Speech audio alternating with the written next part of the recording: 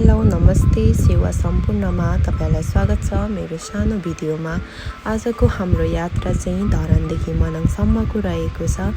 धरानदेखि मनाङसम्मको हाम्रो स्कुटीको यात्रा चाहिँ कस्तो रहन्छ अनि हामी कति दिनमा त्यहाँ पुग्न सक्छौं भन्ने कुराहरू सम्पूर्ण कुराहरू म तपाईलाई मेरो भिडियोहरुबाट देखाउने छु, जानकारी गराउने नै छु। त्यसैले तपाई हाम्रो साथमा रहनु होला। अनि अहिले चाहिँ पानी पर्ने सिजन भएको हुनाले इटरीबाट हामी पश्चिम लाग्ने बित्तिकै हामीलाई चाहिँ पानीले भेटाइहाल्यो। त्यसपछि हामी त्यहाँबाट चाहिँ हामीले रेनकोटहरु ओढेर हामी त्यहाँबाट निक्लिने नै निर्णय गर्यौं, किनकि हामीले पानीले रोकिनु पनि भएन, किनकि हाम्रो यात्रा धेरै टाढाको छ।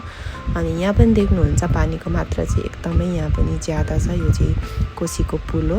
अनि हामी पुग्यौं लाहानमा चाहिँ हामीले खाजाहरु खाने निर्णय गर्यौं अनि त्यहाँ हामीले खाजा खायौं। देख्न सक्नुहुन्छ तपाईहरु मेरो जुत्ता चाहिँ एकदमै हिलो भइसकेको छ।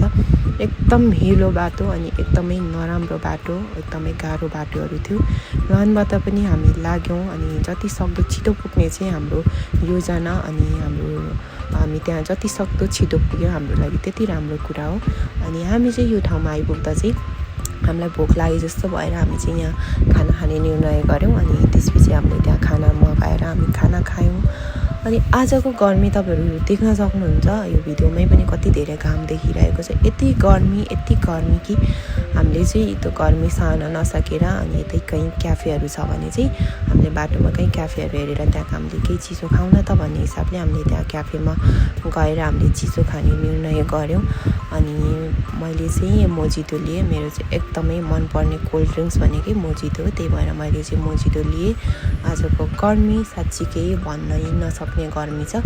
त्यसपछि हामी त्यहाँबाट पनि लागिहाल्यौं अनि जति सक्दो छिटै पुगेको राम्रो हो। त्यही भएर हामी कहीं पनि त्यति नअल्मलिकन सक्दो छिटो जाने कोसिस गरिरहेथ्यौं।